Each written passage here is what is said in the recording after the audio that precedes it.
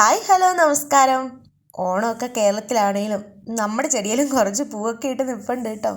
ഞാൻ ചുമ്മാ പറഞ്ഞാണേ, ഇവിടെ നല്ല ചൂടാട്ടോ, തീയല്ലേ. എന്നാൽ പോലും കുറച്ചൊക്കെ നനച്ചു കൊടുത്ത് ഇതാ പൂവൊക്കെ നിറച്ച് ചെടികളുണ്ടായിരിക്കുന്ന കാണുമ്പോൾ ഒരു സന്തോഷമൊക്കെ ഉണ്ട് കേട്ടോ.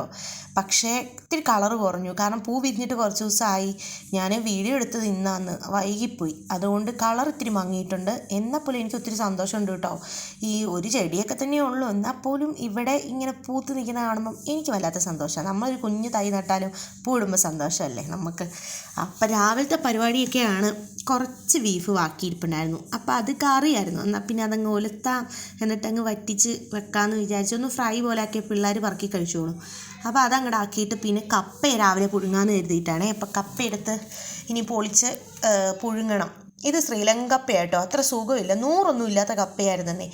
പൊടിയില്ലാത്തതുകൊണ്ട് ഇങ്ങനെ ഒരുമാതിരി കുഴഞ്ഞിരിക്കുക, പക്ഷേ രുചിയുണ്ട് കേട്ടോ. പക്ഷേ ഇങ്ങനെ കുഴഞ്ഞിരിക്കുക, നമ്മുടെ ഇന്ത്യൻ കപ്പയല്ല, അതുകൊണ്ടാണ് ഇങ്ങനെ ഇരിക്കുന്നത്. എന്താണേലും എല്ലാം രഞ്ജിത്ത് ഇളക്കി തന്നു കേട്ടോ. കപ്പ കുഴയ്ക്കുന്ന രഞ്ജിത്താണ് കുഴച്ച് തന്നു. പിന്നെ കുറച്ച് മോദയുണ്ട്, അപ്പോൾ കപ്പയുടെ കൂടെ മോദ കറി വെക്കാമെന്ന് കരുതിയിട്ടാണ്.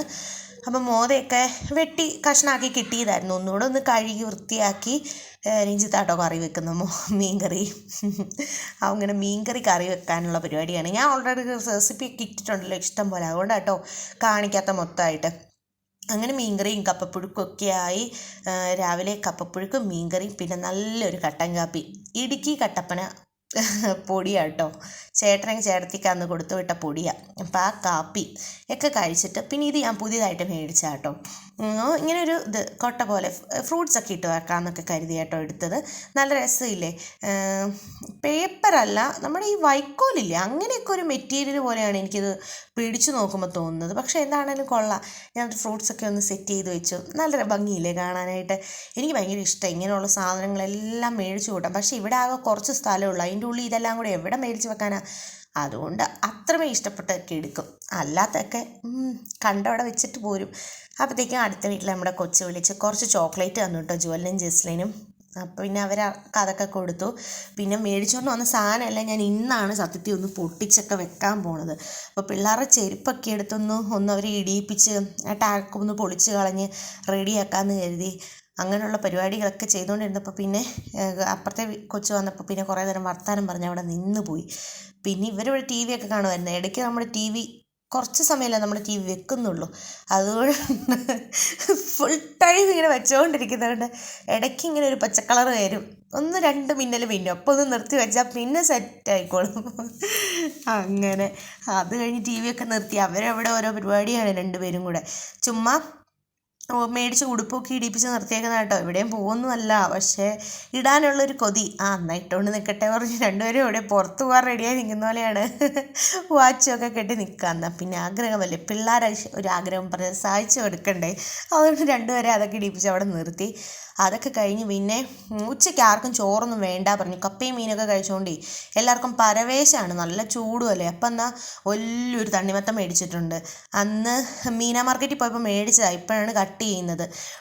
വലിയ തണ്ണിമത്തനാട്ടോ. കട്ട് ചെയ്തപ്പോൾ കാണാം നല്ല ചുമപ്പുള്ള. എനിക്കിങ്ങനെ കട്ട് ചെയ്യുമ്പോഴത്തേക്കും ഉള്ളു നല്ല റെഡൊക്കെയാണ്, ഭയങ്കര സന്തോഷമാട്ടോ കാണുമ്പോൾ തന്നെ. നല്ല മധുരം ഉണ്ടായിരുന്നു കേട്ടോ. ഇത്രയും വലുത് മേടിച്ചതെന്ന് വെച്ചാൽ നമ്മൾ അയൽവക്കത്തൊക്കെ കൊടുക്കും കേട്ടോ, അതുകൊണ്ടാണ് ബാക്കി ഒരു മുറി മുറിച്ചിട്ട് അപ്പുറത്തൊക്കെ കൊടുത്തു എല്ലാവർക്കും.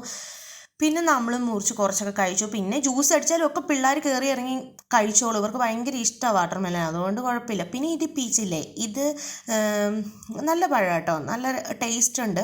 എന്നിട്ട് ഇതിങ്ങനെ കട്ട് ചെയ്യുമ്പോഴത്തേക്കും ഇതിൻ്റെ ഉള്ളിൽ ഒരു കുരുണ്ട്. അപ്പം ഞാൻ കുറേ ദിവസമായി ഇതിൻ്റെ ഉള്ളിൽ എന്താണെന്നറിയാൻ വേണ്ടി ഇങ്ങനെ കട്ട് ചെയ്തപ്പോൾ കണ്ടോ ബദാം പോലെ ഒരു കുരു. അയ്യോ, പക്ഷെ നമ്മുടെ ബദാം കൊണ്ടായിട്ട് യാതൊരുവിധ ബന്ധവുമില്ല കേട്ടോ, ഇതൊരു ചവർപ്പാണ്, ഒരു പശ പോലെ. എൻ്റെ പൊന്നെ, എല്ലാ കുരുവൊന്നും ഉള്ളിൽ അത്ര നല്ലതൊന്നും അല്ല. പിന്നെ തുപ്പിക്കളയേണ്ട വന്നു, അത്രയും ചവർപ്പ് പൊട്ടിച്ച് കഴിഞ്ഞപ്പം. ഇതാണ് അതിൻ്റെ ഉള്ളിലെ സീഡിൻ്റെ അവസ്ഥ, ഇങ്ങനെ ഇരിക്കും. ഇത് പൊട്ടിച്ച് കഴിയുമ്പോൾ അതിൻ്റെ ഉള്ളിലാണ് ഈ ബദാം പോലത്തെ. ഒന്നിനും കൊള്ളില്ല കേട്ടോ, ദൂരെ കളഞ്ഞു.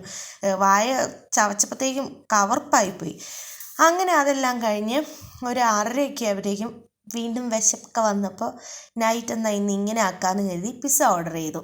അങ്ങനെ പിസ്സ വന്നു. ഇത് പെരിപ്പരി പിസ്സയാട്ടോ. അന്ന് നമ്മൾ പെരിപ്പരി ചിക്കൻ കഴിച്ചില്ലേ, അതുപോലെ തന്നെ പെരിപ്പരി പിസ്സ. നല്ല ടേസ്റ്റ് ഉണ്ടായിരുന്നു കേട്ടോ, കുഴപ്പമൊന്നുമില്ല, നല്ലതായിരുന്നു. എല്ലാവർക്കും ഇഷ്ടപ്പെട്ടു, പിള്ളേർക്കും ഒക്കെ ഇഷ്ടപ്പെട്ടു.